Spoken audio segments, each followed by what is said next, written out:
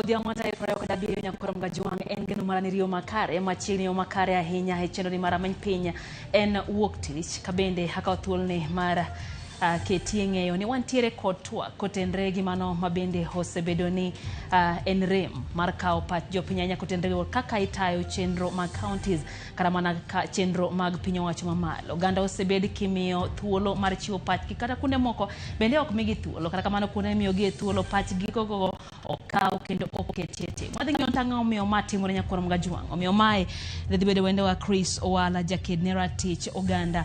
Wadhi go kode mbaka e twak marwa mapile mara many piny. Kaka wuono wamenyo wechego motenre kod ng'iyo ratich oganda. Ahinya mago kotenre kod wechego makawo pach jopiny e chenro mag tayo kor gwenge kaachiel gi sirikal mamalo. Mano biro mana twak mara many piny kata kamano wachako gi mago mabende wamiyo pek odiochieng' ma kawuono. Duol mandiko jopuonj TSC obogo kawo okang' mar chik ne jopuonj mag junior school mang'anyo tich kendo ma osemiyo jopuonjre odeko ne somo kuom jumbe adek. Ji 12 opodhi mar laro kom mar spika mar od bura ma Migori ma yiero mare idhi timo odiochieng' makiny. Sirikal olando ni familia 25,000 oseyudo chudo mar siling 10,000 moro ka moro e kind familia 40,000 mane jatend piny osingo ni biro chul bang' yudo midhiero mar oula.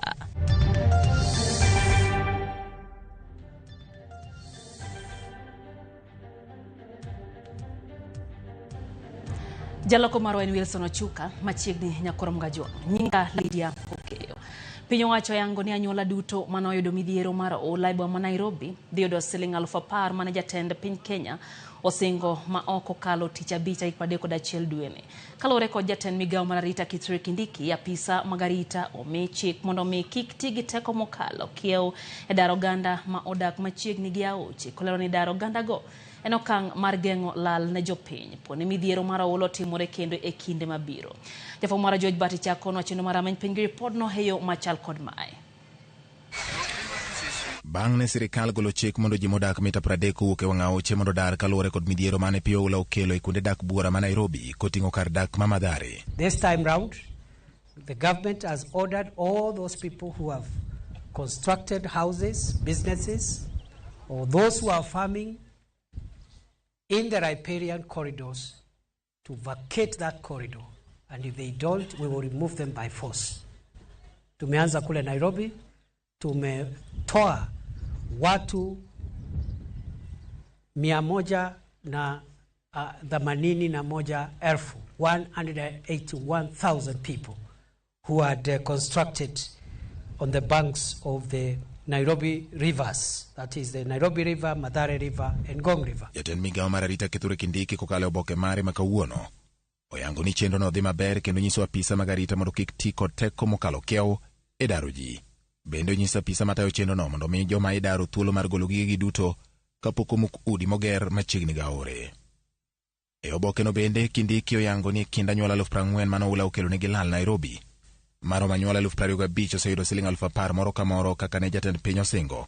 Kamodong' bende dhi yudo omenda gi tich abich tarik 31 dweni mondo konygi manyo kuonde ma ginyalo jotie, kendo ni ji mane oula okelo negi lal ibiro mi thuolo mokwongo e udi mane nengogi ogonyore ma piny owacho gero e gwenge mopogore opogore ma Thurka. Jatend migawo nolero ni piny owacho biro pidho yien kendo chielo gi aoche ma Nairobi mondo geng' ne ji mane kod miluma mag gedo e tie aoche manyicha ne omiyo oganda oyudo lal e kinde mag koth. Ka omedo golo chik ne ji mapok odar mondo tim mano kapok odar gi githuon.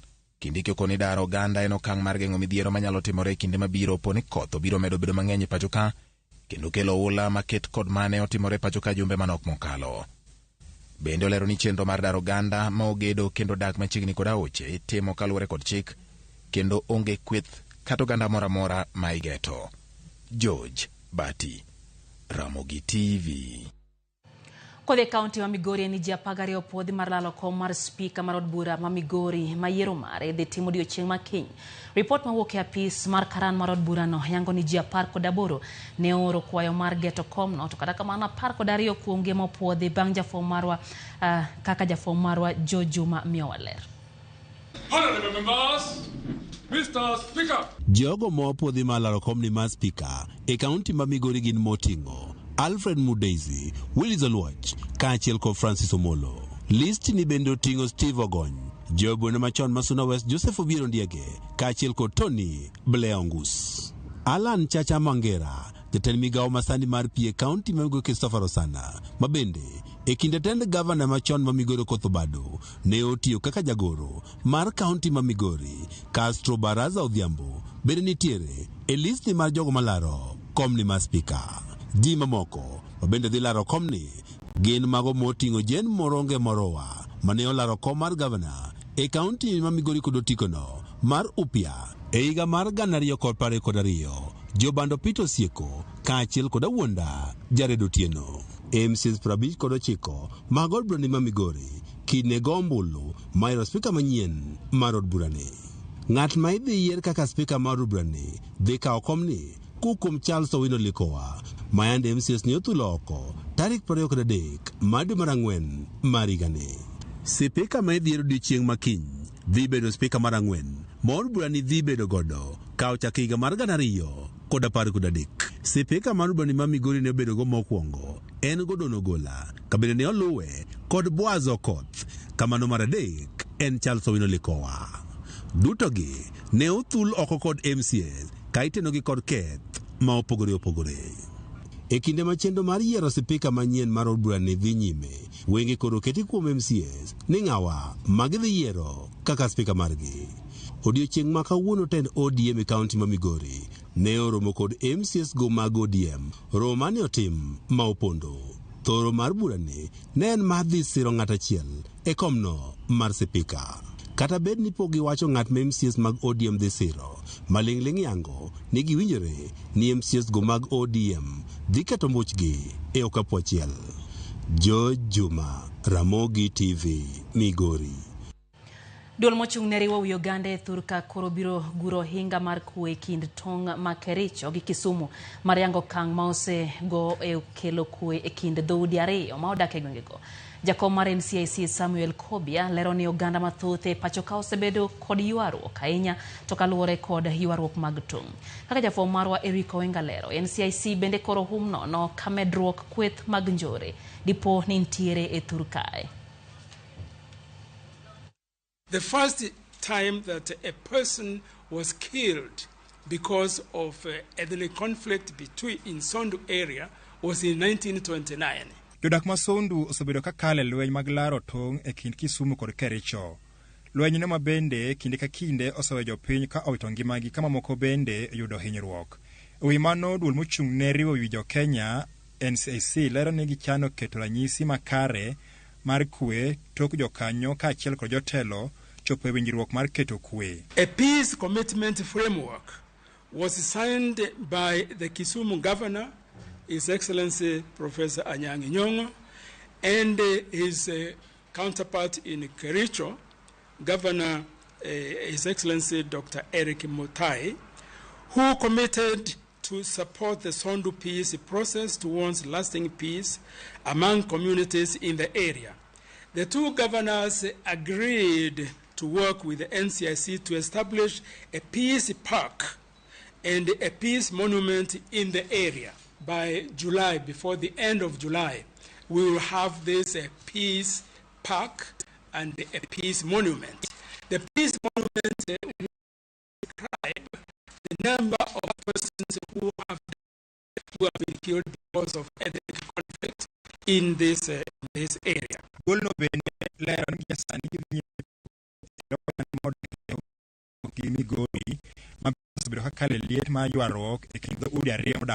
The Commission has taken charge to ensure that recently witnessed violent conflict along the border of Transmara South and Ntimaro sub-counties in Narok and Migori counties is addressed.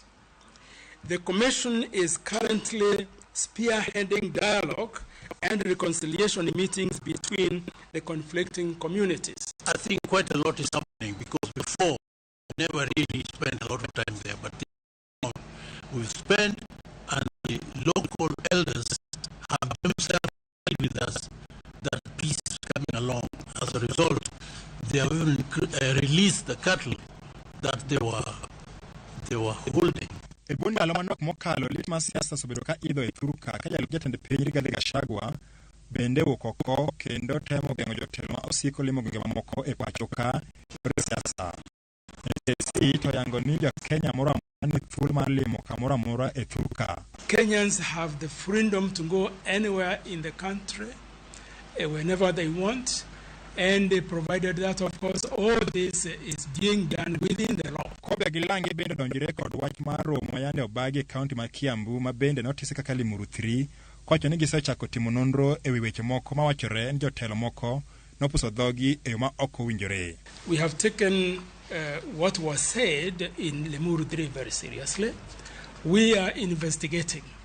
We have instructed our investigation team to now look at what was said by who, so that we can take it up, because if then it happens that there were utterance that would equal to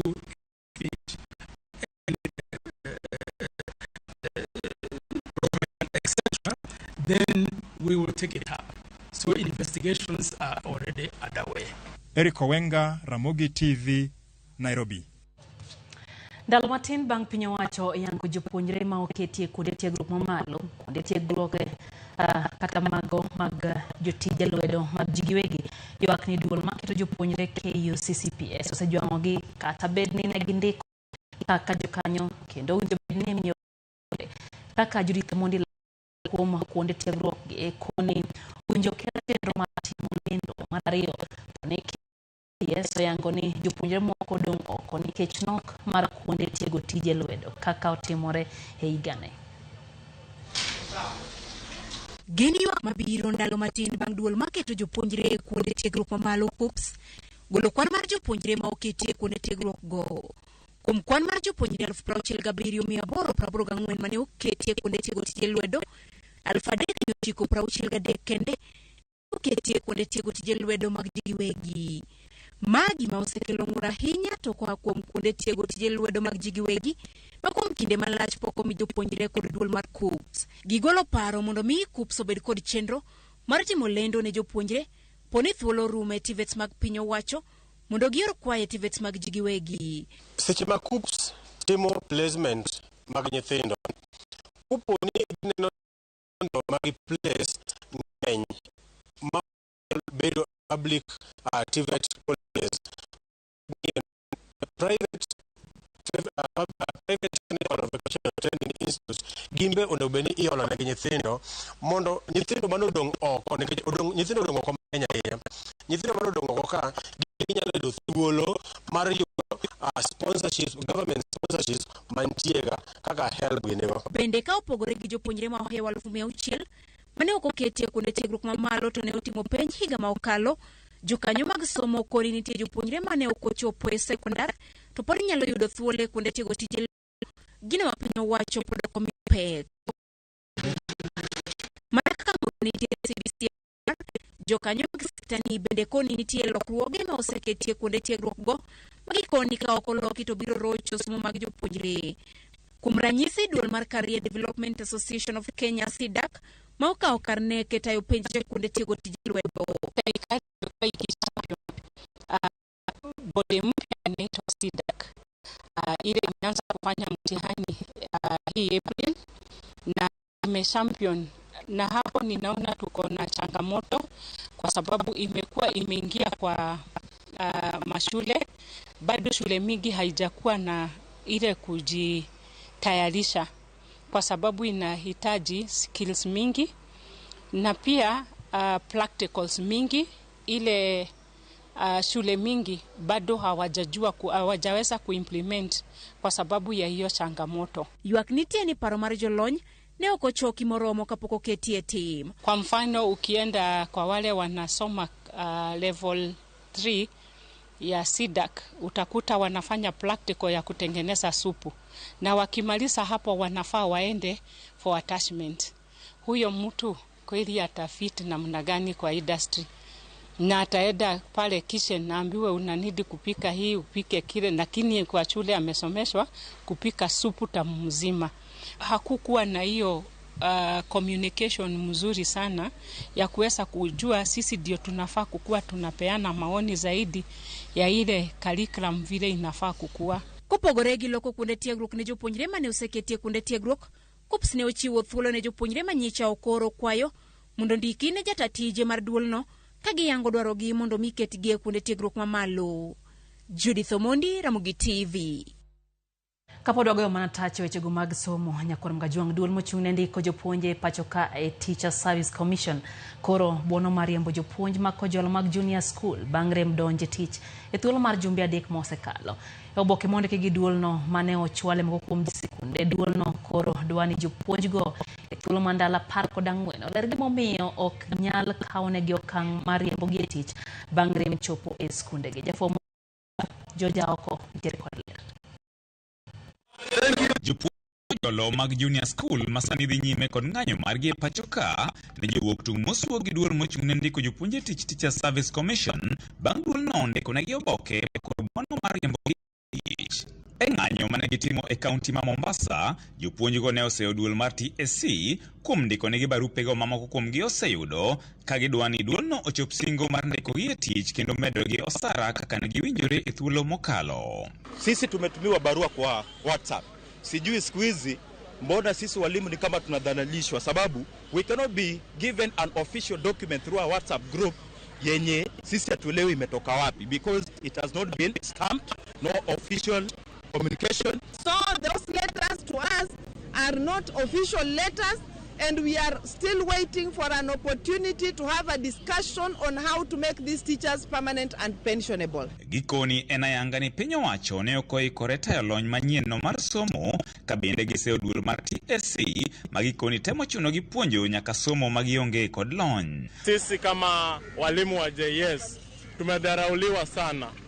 Tunalipwa 17,000, unafunza masomo mengi, lessons ni 36, vitisho unatishiwa kule shule, ukipita hivi hata una amani, environment ni mbaya, vitabu zinaletwa zifanani na curriculum. The Teacher Service Commission mandate as it stands today has nowhere that states that they should hire any qualified teacher as an intern.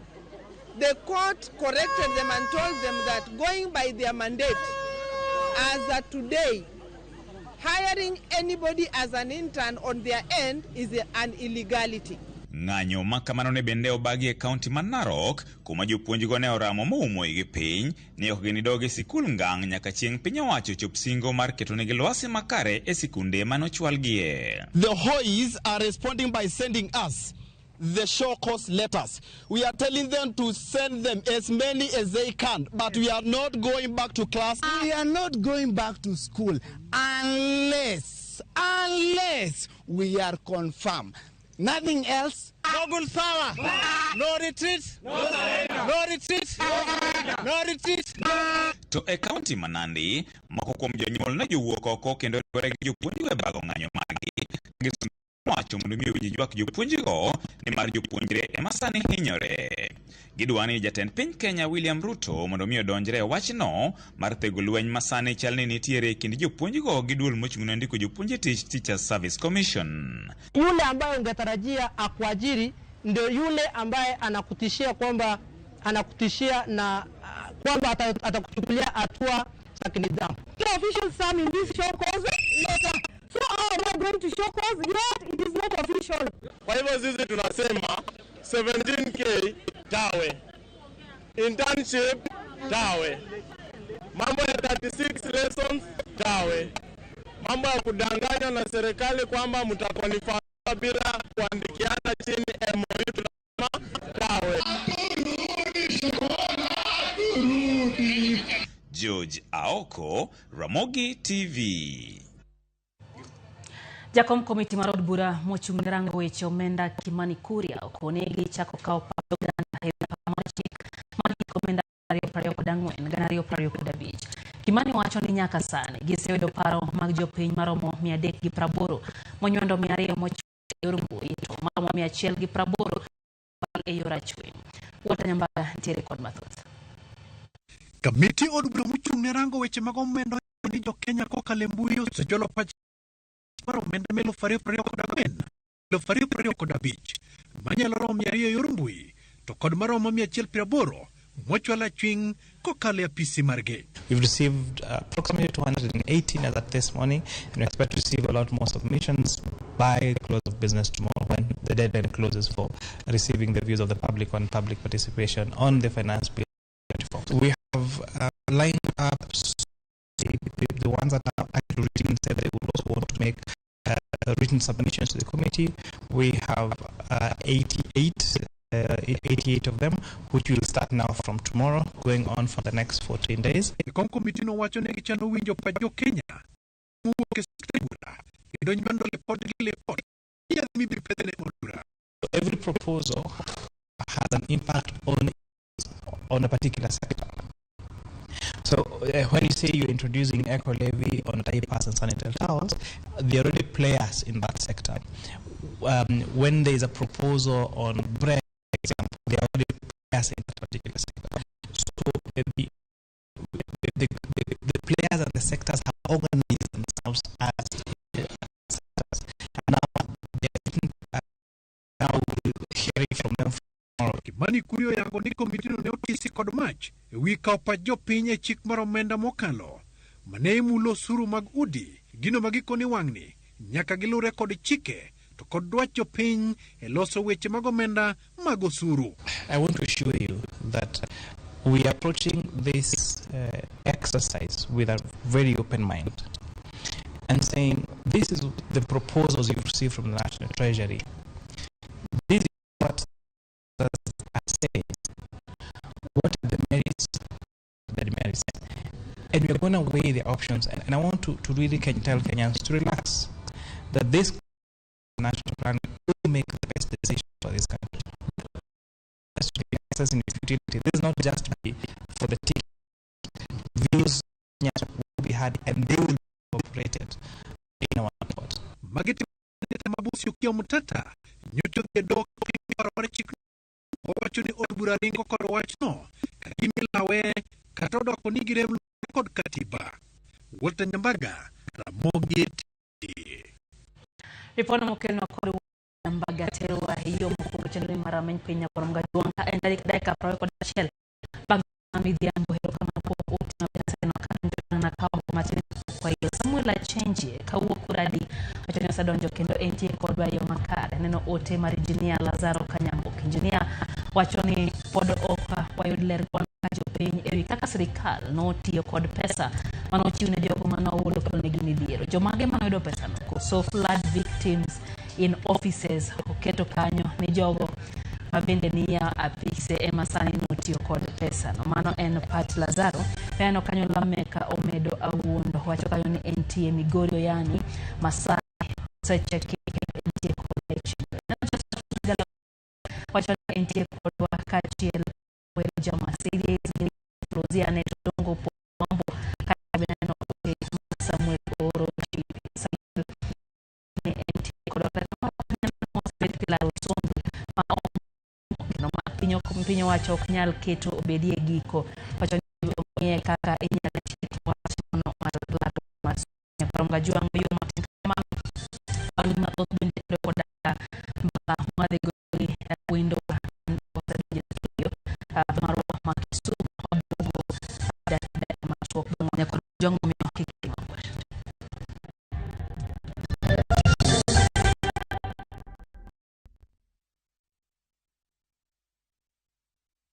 ase wacho ni nyathini toko winja to sani oseguro tiende dalani. In a world where faith, fear, sacrifice, and the complexities of father-son relationship collide, the son must choose his path and his own legacy.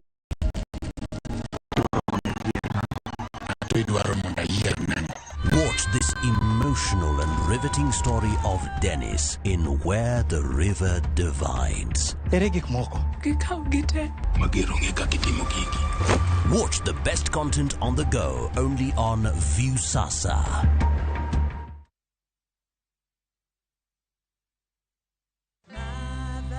I wish I could have soft and glowing skin. New Geisha Black Soap. With activated charcoal to give you soft and glowing skin. New Geisha Black Soap and new Geisha Moringa.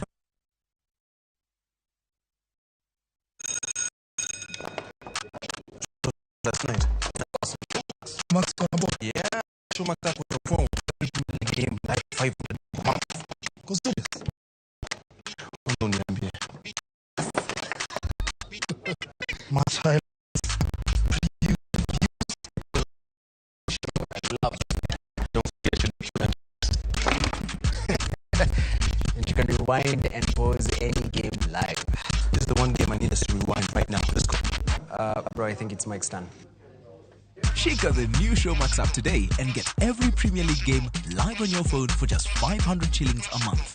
Shika Showmax, streaming for Africa. Lego.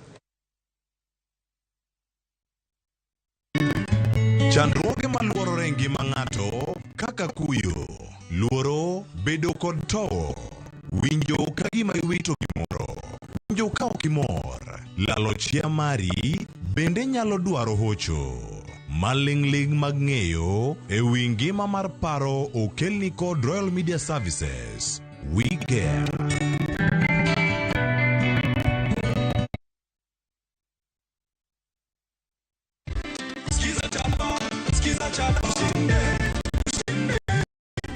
Mom, yes. Vipi ndo hizi pesa? Nilikuwa na shilingi 2 nikafinya *487*3# na nafinya kaenda. Eliza Kieni kutoka Mount Elgon ndo mshindi wetu jamani. Wapo wengi ambao wanazidi kupata hizi pesa. Mam pia anapata 50,000 yake, hapati pesa pekee, anapata pesa pamoja na gift hapa. Ole kutoka Mount Elgon.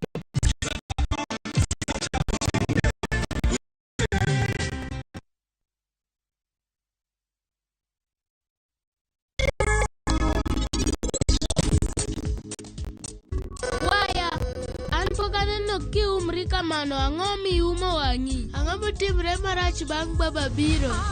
Ang'o momiyo ino kidwa nyiso Sirach kaka ini winjo? Dakini nyise anyisa ni ini here kendi idwa kende.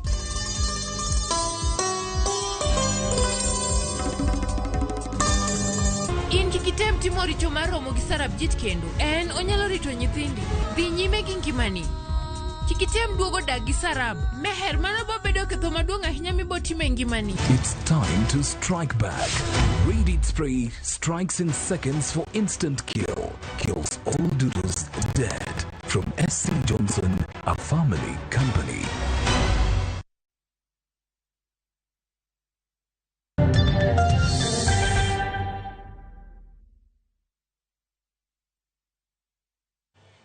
Machiegni kendo nyakorom gajuang' ma en rameny piny wadhi mbele gi weche manyien.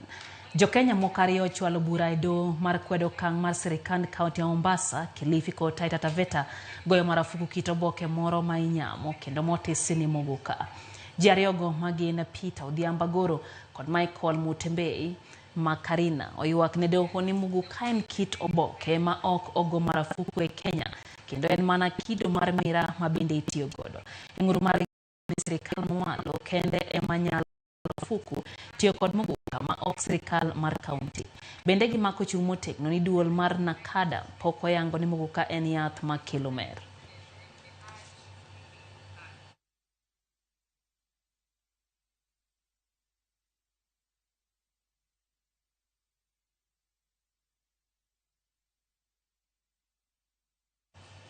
Kamachelo ni director ma ochung' ne chenro mag oganda kaunti ma Siaya, Miada Nyawade, ojiwo rowere manyeri mondo mi opuonjre loso taulo mag ria ka osingo kony kowuok kuom riwruoge mamoko kod ikruok mar sirikal kedo gi weche mag kit chwech kod chenro mag jiwo joma mine.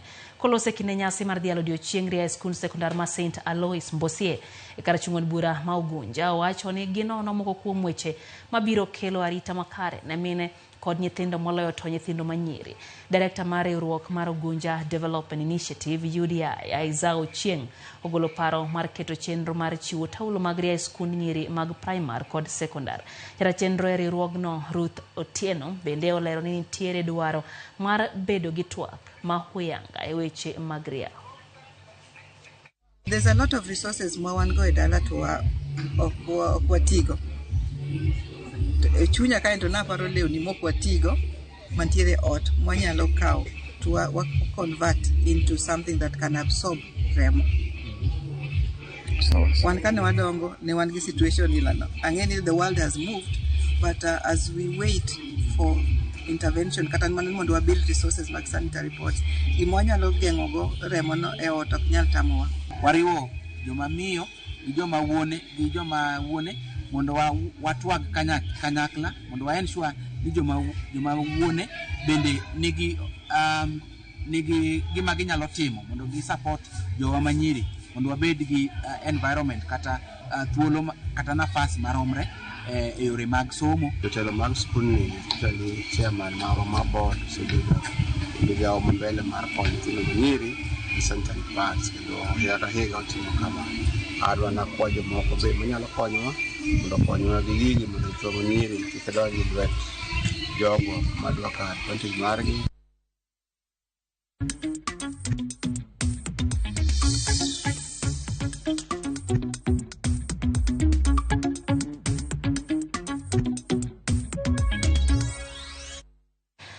Mago hala nyakorom ga juang tendo edhe county ma Homa Bay koro dwani bede migepe mag piny owacho ma omi teko mar keto arita e nam kod rango kit gi lupo ma owinjore bed ni jolupo tiyo godo oketo maino margi e konyo kedo kod njore kod maundu e nam lolwe ma biro kaluwore gi tiyo gi kiluwa maricho.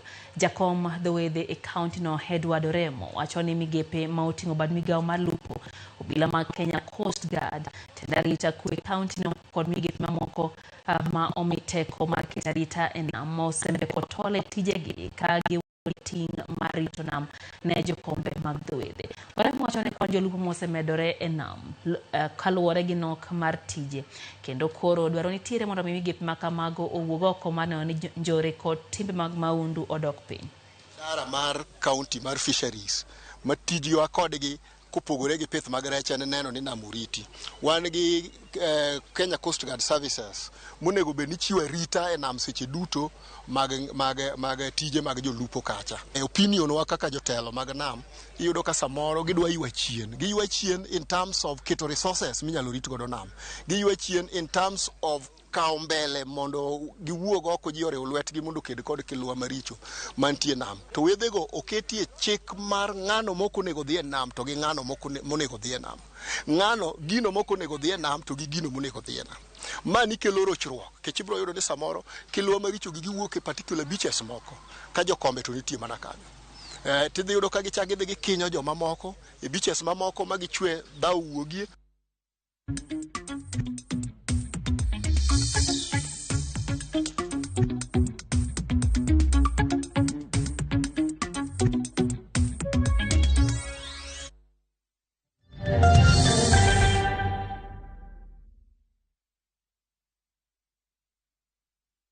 Doors should not hold out opportunities. Doors are the gateways to progress, the ones that hold ideas, and those that close deals. Let's take those to places where there are none. Let's open big doors that harbor progress. In all the places that we are, KCB ni yangu. KCB ni yetu. KCB is mine. KCB ni yetu. For people, for better.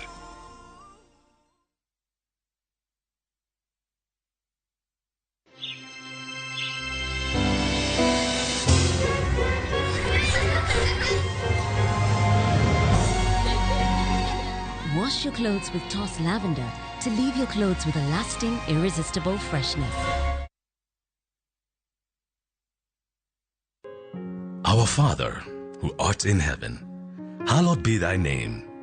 Your kingdom come, your will be done on earth as it is in heaven. Give us this day our daily bread, and forgive us our trespasses as we forgive those who trespassed against us. And lead us not into temptation, but deliver us from evil. For thine is the kingdom, the power, and the glory, forever and ever. Amen. Dial *811*495# to get Our Father.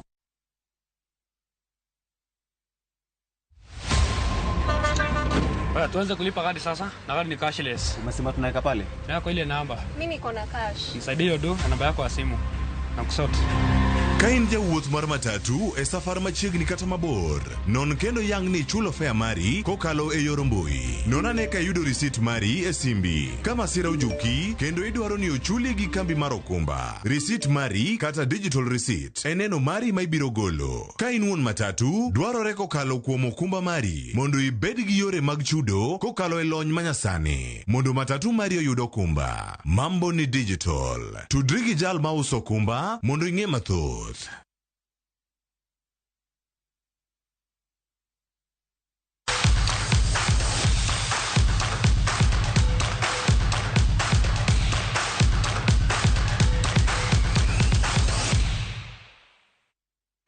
Emagumag tukenya kon mga juang club mar Police FC biro koregi club mar KCB FC e finals mag tuke FKF Cup bang timbe ariyo go ngado tike nus finals.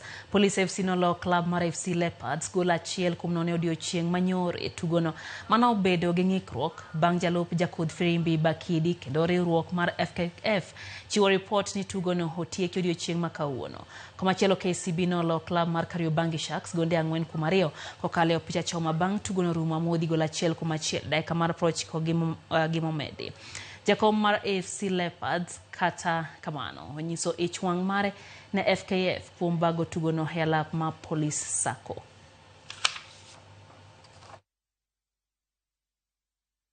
It's their show, they are running their show. We as AFC Leopards, we shall bring our team wherever they'll want us to play. If they want us to play in somebody's sitting room, we shall take the team in that person's sitting room because it seems that is the cue they have and we will follow it. But it is very unfortunate. Football is sweet with fans. I wonder when people are trying to push clubs which cannot even raise 10 fans simply because we know what is happening behind the scenes and then we come to matches which have been predetermined.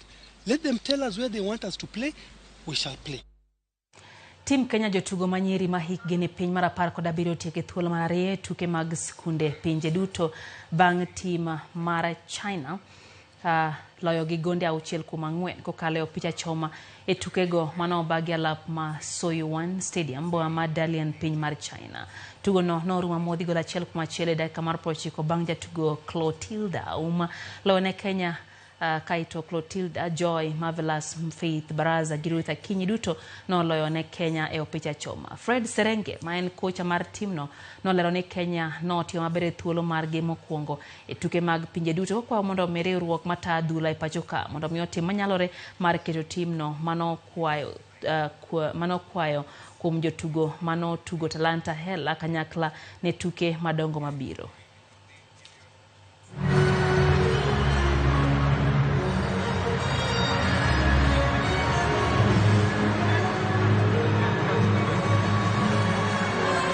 Nimefurahia game yetu ya leo kwa sababu haikuwa rahisi. Tumejituma uwezo wetu hadi tukaenda penalty.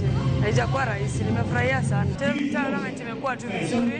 But kulikuwa na ugumu mahali but tulijaribu. Tulijituma kama as a team na pia tukasikiza coach wetu tukatoka. Mpangilio wa Talanta Hela umetuwezesha kuassemble team kwa haraka sana. Na ninaweza sema ni mpangilio ambao kitiliwa maanani tunaweza fanya vyema zaidi kuenda mbele. Nataka kushukuru serikali ya Kenya, Ministry ya Education, Ministry ya Sports kwa kuwezesha vijana na Talanta Hela program ambayo imefanya tukafika hapo.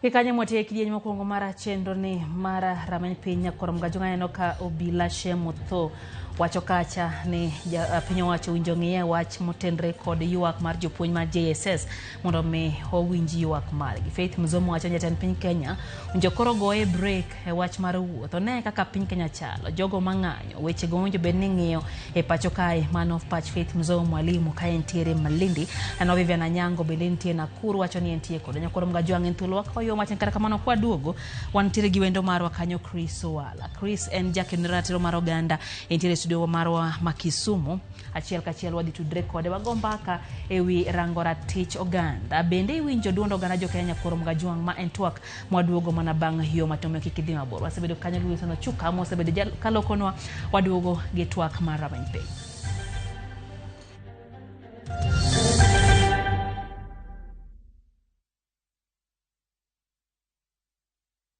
Are you ready to turn your Skizzer-tunes into cash? Dial *487 *3#. Choose your favorite Skizzer-tune, confirm, and enter to win big. 50k daily, 100k monthly, and the grand draw of 1 million Kenya shillings. Each time you download Skizzer-tune, you support our local talent as you increase your chances of winning big. All SMS alerts are from Skizzer Citizen, and lucky winners will be contacted from 0709 767 000. Skizzer-tune, Skizzer Chapa. Terms and conditions apply. It's a thing of beauty. So easy to use. It's just so easy to find what you're looking for. You know what? I just love the download option. I always have something for my private jet. Is the quality good though? What about network issues? You just have to change the data settings and presto. How much is it again? Just 300 bob a month. Just 3 bubbles of champagne. That's more like 1 bubble. Shika the new Showmax app today for all your favorite local, international, and kids hit shows and movies from just 300 shillings a month. Shika Showmax, streaming for Africa. Isn't it just air in there? There's really no champagne in the bubble. Girl, you know what we mean. Gocho mar paro en keto maino e fwenyo matut kaka ng'ato winjo. Gik mokaloe kod kata mana kaka otimore. Magi timo gi thoro mar neno ni oyud lokruok makare. Malingling mag ng'eyo e wi ngima mar paro. Okelni kod Royal Media Services. We care.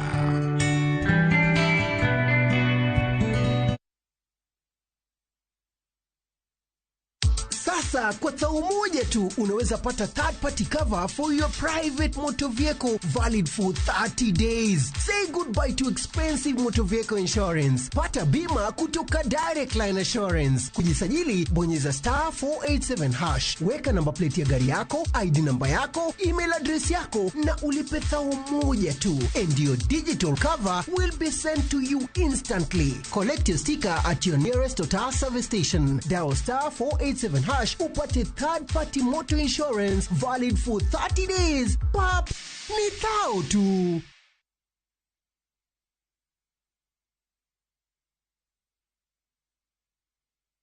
Experience the coastal bliss with View Travel's exclusive offer. Unwind and relax in an all-inclusive stay at Sun and Sand Beach Resort in Mombasa. Enjoy unlimited drinks and snacks as you embrace the tranquility of the sea, beautiful sunset views, and relaxed beach walks for only 21,000 Kenya shillings via SGR and 34,500 Kenya shillings for the flight option. Don't miss out on this exclusive offer, only available to View Travel clients. Call 0703-254-254 or visit viewtravel.com and book your dream escape now. View Travel. Dream. Explore.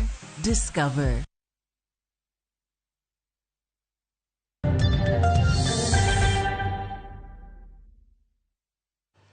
Machiegni kendo nyakoro Mgajwang' ma en kidieny mar ariyo mar chendo mar Ramany Piny wadwa donje twak marwa ma bende watimo bang' weche manyien.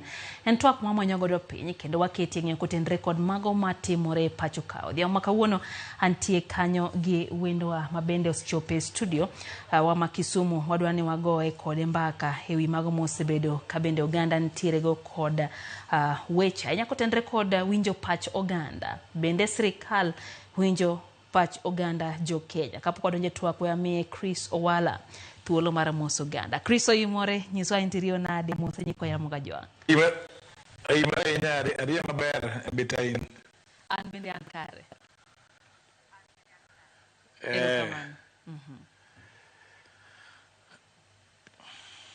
Erokamano Chris, erokamano kuom loso thuolo kendo go kodwa mbaka e chenro ni mar Rameny Piny. Nyoro ne ntiere report manogol gi report motisi ni County Budget Transparency Survey mabende nogolo moko kuom paro Chris nogolo moko kuom paro mabende dwaro mondo me counties oketie pacho ganda gigo mabende oganda wacho kotendre kakitayo chenro mag counties giketie mbui kacha mondo mi oganda bende one ni to bende gik magidwaro kata pachgi oketie tim kotendre kakitayo tend counties nyiso ni counties ma pacho kae ok thoro kawo pacho ganda kaka chik ma pacho ka dwaro nikech achiel kuom gigo bende dwaro en mondo mi kawo pacho ganda mondo mi nyuandie kaka itawo chenro mag counties. Ang'o matimore kendo ang'o miyo matimore Chris? Kamana parno kirango the budget transparency survey mano tim ge miga miluongo ni IBP International Budget Partnership ne rango kaka counties keto wach mar budget ayanga ne japiny tido ka budget document gin source document gin document 11 tido ka county mang'eny ok chop buket gigo yo makare ma japiny nyalo neno bugoyo kogno bung'e gima timre e sirkal gin achiel kuom gik nyalo kale matin en CIDP en mokwongo the citizen budget en mar ariyo budget estimate annual development plan fiscal charge paper and finance act mogik makoro county also choko go osuru e piny ma counties gi idon documents gi kinde ka kinde jopiny ok nyal neno gi mondo ong'e gima timore e sirkal nikech itiyo kodgi i wach mar mibadhi nikech kok ing'eyo gimoketi budget ok inyal ng'eyo no ang' matimore e alworani nikech koket milion 100 for project to ok ing'eyo no kete higni adi to yot mondo ng'ato kawe making'eyo. Koro budget transparency ni yudo ka counties wa okotimo maber yudo ka Kaluo ka onge county mosechopo 50% tido ni gigi timre nikech kinde ka kinde okodwa ni oganda ong'e gima timre e alworagi. Koro maoni ma jopiny kata kikawo budget tikawo kawa mar kamano to kikawe nikech gigeno lokruok nyalo betie e duond japiny. Koro japiny duonde ok winjre e wach budget. Emiyo yudo ka jogi opando information ka gipando information koro tek mondo ing'e gima timre e alworani. Mano timre nyaka kati projects miloso gi pesago kech biki ok nyal ng'isi mayot. Koro gigi miyo pod wan opek i wach budget making process. And report no en gimigolo higa ka higa tiyudo ka counties moko dhi mbele to dok achien kinyalo kale matin yudo ka Homa Bay nogolo documents 3 kende ewi 100 emene giketo i od mbui. Siaya nogolo 6 ewi 11 to 6 gi nogol content gi okogol makare ma ng'ato do make good decision. Migori nogolo 4 Kaluo pok watimo maber e wach budget survey. Budget transparency. But survey ni time higa ka higa kata wan wapetie one members of Lake Region Economic Bloc koro kata mani wabedo kod kanyakla achiel inononi. To en gima jopiny onego ng'e ni ka ok ing'eyo to tek mondo iluw ling'any pesani kaka tiyo. Aero ka kiduogi wacho ni imiyowa achiel kachiel mag motenre kod kaka no oketa paro makamago. Paro ni Siaya no oketa 6 mano miyo gi 51 ewi 100. Wantiere gi county achiel at least mabende omiyo wa 50 ewi 100 ataro mar kaka ne wacho mokwongo. Kata kamano kwa dhi mbele dipo ni nitie gima ipando Chris paro medo tuch kotenre kod rem keto ler makamage nikech chal ka gima dipo ni nitie gimoro ma counties pando ne oganda Chris. Ipando gik mang'eny nikech ka ing'eno kikia gima timre to tek mondo iluw kaka pesa no tiyo. Koro yudo ka japiny kakia gimiluongo ni CIDP ne odhi address ang'o. Japiny ok ong'eyo no ADP idhi kete higa ni ang' modhi address. Japiny kian budget estimate mobedo approved en pesa di kada kipenjo ji randomly no county kada Kisumu kada kana Siaya budget mane gikalo magitieko go higa moko wadhi tieko ni ne en pesa di ng'eny jopiny ok nyal ng'eyo. Koro yudo ka gima timre en one project noket higa mar 2021-2022 okete 2023 okete 2023-24. Koro yudo pesa motiyo en ma one financial year to kete no 3 years.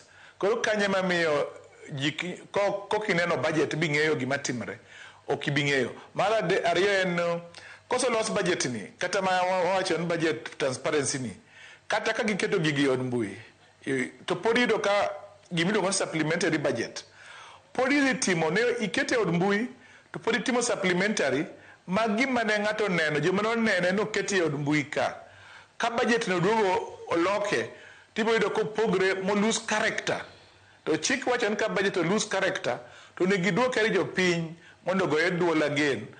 Mane itimo giluongo ni transparency budget making process. Yudo ka kinde jopiny ok ng'e gima oket i supplementary budget. Supplementary budget en budget miloso bang' koso los budget makare mata 30 dwe mar 6 tiyudo ka koro iloke kendo bang' koso bedo approved to kendo gigolo projects moko ikete moko tigolo mano oket. Koro yudo seko budget oloke mokalo 50,000. Koro kata gima mane jopiny owacho buket mane ng'ato paro no keti budget ni dhi loso.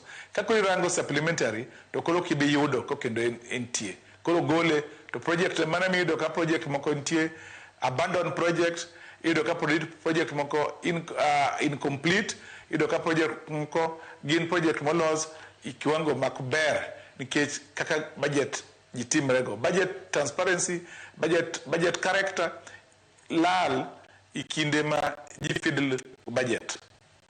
Erokamano Chris, koro wawuoge counties kwadhi e piny owacho mamalo kata national government. Sani ntiere paro mar chik mar omenda mar 2024. Sani ntiere kaka ipango med osuru. Kata kamano achiel kuom gigo mabe dwaro en mondo mikawie pach oganda mondo awinjie ni to oganda to wacho ang'o kapok okadhe. Kata kamano nyiswa ni to ere kaka winjo bed ni itime. Samoro ng'ato ok ong'eyo kit kaka itimo nonro mar kawo pach oganda jokenya. Itime nang'o Chris to mondo mi oganda bed kod ng'eyo mar kaka itime. Erokamano, chik dwaro no samiloso finance bill ma koso tere od bura bo ketie bejatelo president ogoye koge iluongo ni Finance Act. Finance bill ema en ng'iso ka government dhi choko osuru kuom jopiny. To osuru ni kichoko kuom jopiny onego bed japiny kete duonde yo makare ma views mege japiny onego bed ni influence kaka gidhi chulo osuru. To inyalo paro e kinde mokalo jopiny no dhi bogo oweche bo odiem kata party moko nowacho ogolo maoni bi jokelo maoni mang'eny to maoni gi neko bedo considered.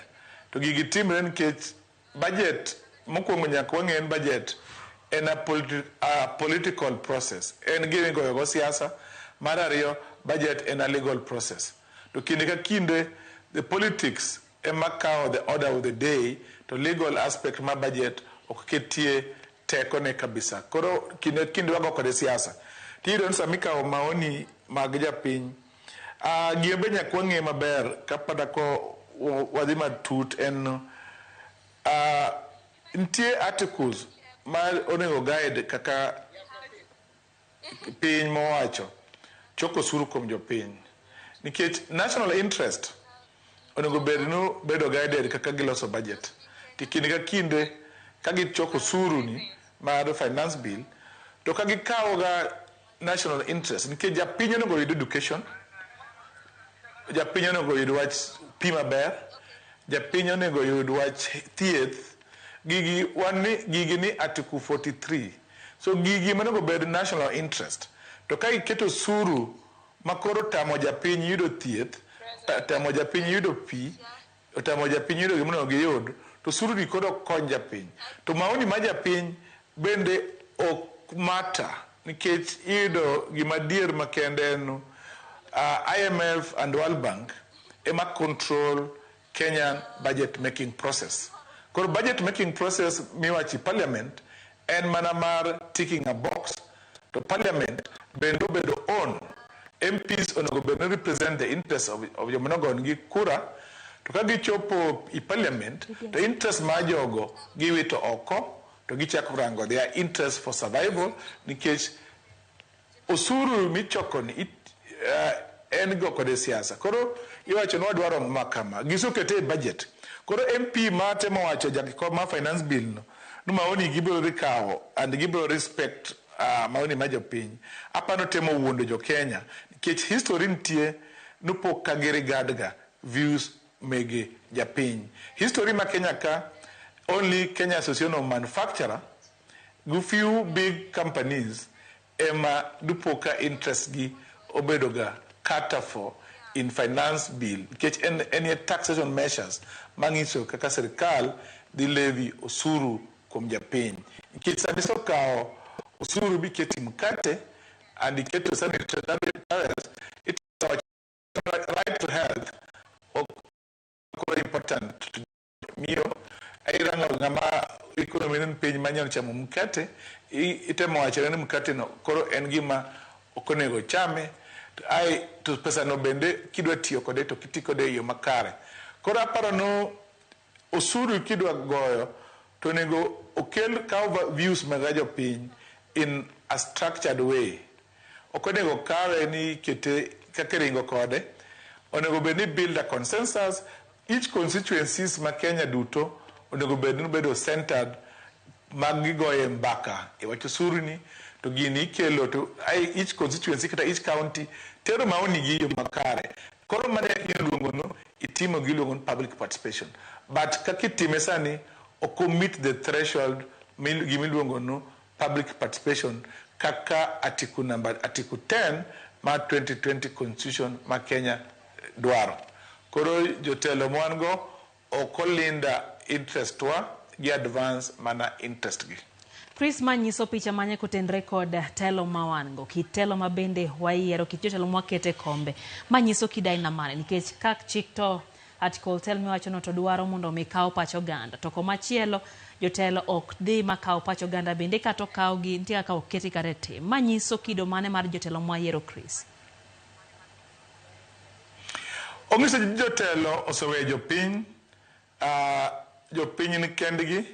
Koro jopiny be nyaka rang ikech kwa rango katiba article number 1 ma sovereignty of the people. Ngiso ni japiny be nyaka rang a process ma declare go ratichgi. Kata ken loso giluongo ni citizen assembly ma bring jo Kenya duto mondo wacho osuru ni kata mana KICC kata mana Kasarani mondo gi disobey go sirikal nikech ochopo kinde ma japiny nyaka kaw ratichgi back using article number 1. Erokamano na Chris. To nyiswani to unjo bedni ikao pacho ganda kum thuolo marom nare diponi ntiero ganda ma der mondo mi gichwalie pachi gin bende kotendre koda wechegi mag keto chike manyien mag medo suru. En thuolo marom nade mikawe pacho ganda? Ingen sami wacho kayo paro mar oganda mokwongo thuolo onego bed time mokwongo document no midwaro kayo pacho ganda ne ko bed ne oganda so yude kamoro moro machiegni kodgi ayo nyako migi saa maber matin kaka imigi notice to kuber matin dwe achiel nikech finance bill oken gima mapoyo parliament kata gima poyo sirikal entie procedure mikawego i budget calendar. Koro ka ging'e gidwa kawe dwe mar 6 i budget ikalo kapo chopo tarik 30 to onego bed ni gipango kachako dwe mar ang'wen to gigo kom kuonde duto mege od bura tikawo maoni mege ji to nitie kidieng' mopogore opogore ji ka jopuonj ji ka jothieth stall youth women sectors gi duto onego bende obed coordinated in a way moro ma maoni gi ikawo imigi educate time mondo maoni gi ochop kaka dwarore yo sama dwarore ai onego bedno kikawo maoni mara nyaka ibed gi luongo no feedback mechanism mawacho miduogo na wach ni wacho kama to akete kama nikech kama or ji machal kama owacho makama to ji makama owacho so that anen this fairness gimi propose kod gima na dwaro to ka onge feedback awuoyo to kiduoko na wach gima na wacho or there's no demonstration ni gima nyeri biro sumo ira or influence budget or influence finance bill in a way moro maneno kare maoni na is respected then mano ngiso ni sirikal oso bedo ka oere tudruok gi japiny koro japiny ni bende nyaka rang mechanism kech nitie court process ka the chik be wacho ni budget controller office ka wanyalo prove no budget ni ne okokawo maoni wa kare kata finance bill ni to ginyalo on their own motion ginyalo chungo budget implementation kodi minyalo migi mana 50% ka kodi nono wachi ni makare mondo duogi wacho suru mondo jego embaka odoho be na option ma ji nyalo dhiye to ka ji nyalo dhi doho every county nitie ng'ama file a case yodoho about budget about public participation then manyalo miyo sirikal berang to hoyo kara wan kendwa to ka ji wewe ng'unyo to onge action to bedo ka sirikal dhi mbele gik ma gitimo kitaricho koro nyaka wagoko mondo wang'en gini hinyowa to ka hinyowa to nyaka wadhi oko mondo wachak rango kare wasom gik ma oketi gigo wa reject gi wandik proposal petition mar rejecting gi wami MPs waduto each one of us nyaka ranga mechanism magin ndiko ngo their MPs personal letter on taxation to kok watimo makamano to wabiro hinyore nikech iyudo ka ji man malo gikawo duto to jaman piny to chulo suru to suru gima konyo gi be onge koro nyaka warang ka wakonyore as oganda. Erokamano Kristo kotenre kod wach mar doho wasenene pacho kae ka bende oganda ng'ur kotenre gi wach mar sirikal mamalo rem kao chik ma doho ng'ado kata ng'eto mar doho mondo giketie tim ranyisi en tero obila mag piny Kenya piny mar Haiti neno kane doho tamore kata kamano pod sirikal ramo ni nyaka to gidhi ng'ato nyalo penje to kata obedo ni watero weche gi doho to sirikal masani ok winj duond doho inyalo nyiso ng'ano nang'o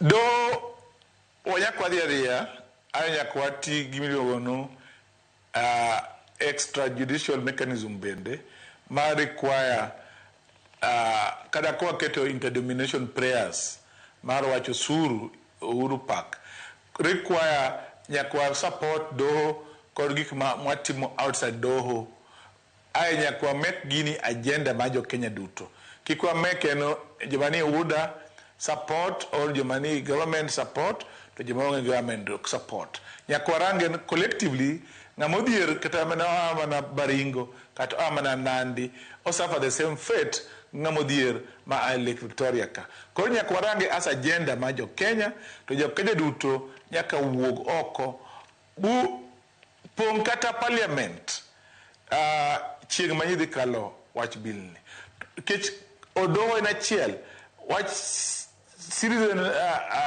citizen convention assembly en ariyo wanyalo ndiko petition to individual MPs personalized letter en adek wanyalo tamo MPs go bedo gi gweng kakoro wadeclare gi josigu mondo ging'eno okwa mor go gik matimre iyo suru miloso ai ibo yudo ko suru kich osuru okrach but samicho ko suru to kokonyi mana where the problem is So ka osuru inyalo choko to iyudo ka pin tie nyathi nyalo dhi skul mako drop, jopuonj ilamega JS makoro ni ndaragi omigi pesa makoro ok agini ndara gini klas ochulgi makare to pesa be biro makare to ng'ama nyalo tamore chulo osuru onge. Tab mantie no osuru kae mang'eny to chal gima odonjo e ndo moro motuch siandane ma gini lora okamo settle onge, ng'ato oketo dhoge piny itok ndocha koro kawe okone to unti i-continue yuagi tichulo osuru mikia kama dhiye. Koro paro no nyakwa wan as communities nyakwa mokwongo watim giluongo ni political education mondo wang'e no there is no taxation without representation. So from there yakwa biro ng'eyo jopiny nyaka chiew mondo defend osuru kaka itiyogo e Kenya. Ng'ato penjo ka into jopiny winjo tim nang'o Chris mondo mi winj dwatgi giwuog oko e apeyni giting' sufuria e wigi koso gitim nang'o mondo mi sirikal owinjie ni ok gidwar paro mar chik mar omenda. Jopiny nigi thuolo mang'eny kech kata kiwawacho ni wadwa timo convention, wadwa choko bura kawuono, wadwa keto rallies county ka county 47 wa march to parliament chieng' mane ikalo gino. Man is one of them to scare them. No, we are not happy. Malario and pongo doho no support jomodi doho gomenda mondo court go bed file mang'eny. Mara dek en tamno kuchulo suru is an option. Wanyalo citizen disobedience. Wanyalo wacho no oyo osuru ni koro okwachule nikech kama dhi onge. Wanyalo keto account, jinyalo organize separately channel pesa no account ondo utamani chule national government. Mana bana sote mbele pacho kai citizen disobedience. Disobedience ni menyalo rea dieri e Kenya. The challenge mo an go nwa luor.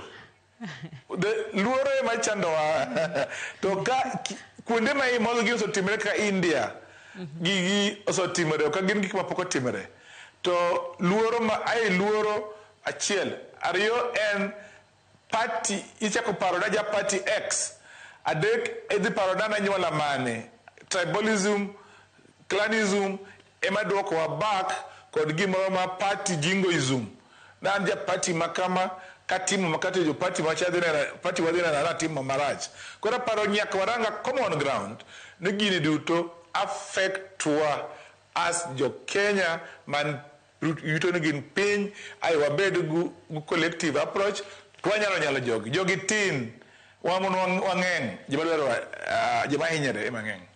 Seche ma winjo kiwacho ni oganda wuogo kata kamano nitie sama twak ma kamagi dhi mbele iyudo ka nitie moko oganda jo Kenya ma bende oketre ni gintiere e duond buche mag siasa ma bende nitiere piny owacho. Seche ma giwacho ni wami jatend piny Kenya thuolo kata sirikal thuolo mondo mi obi olos piny Kenya kaeto bende giero kao pinje moko gipimo gi piny Kenya ne gintiere gosuru mamalo.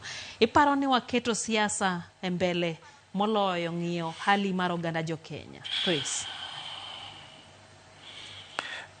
Siasa hapa no is a problem.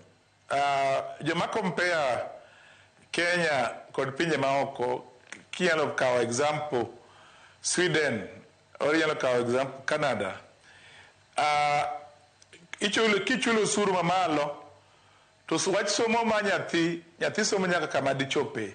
Pi mimodho imodho pi man kare.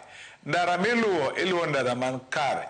So in podi ichulo gigi to ndara onge michopo kama idhiye school podi nyaka ichul school fee pocket ni.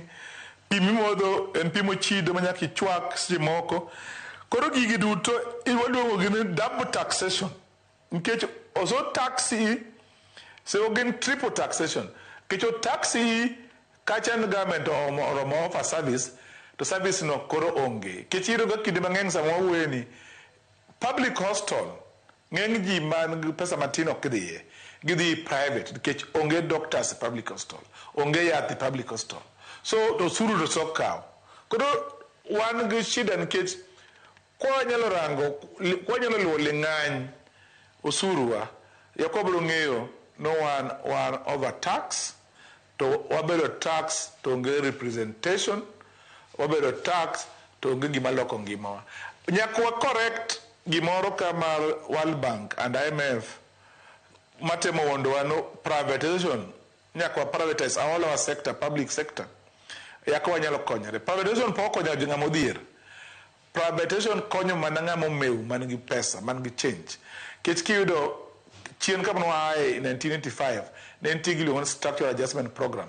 Mane World Bank and kod IMF ne temo drive Kenya. Ne giwacho no retire uru civil servant. Ne gibido giluon golden handshake. Maimiyo ji before their time. Yudo ka IMF wacho World Bank mondo continue the loan, kikindik more teachers. Mondo continue the loan, kikindik doctors.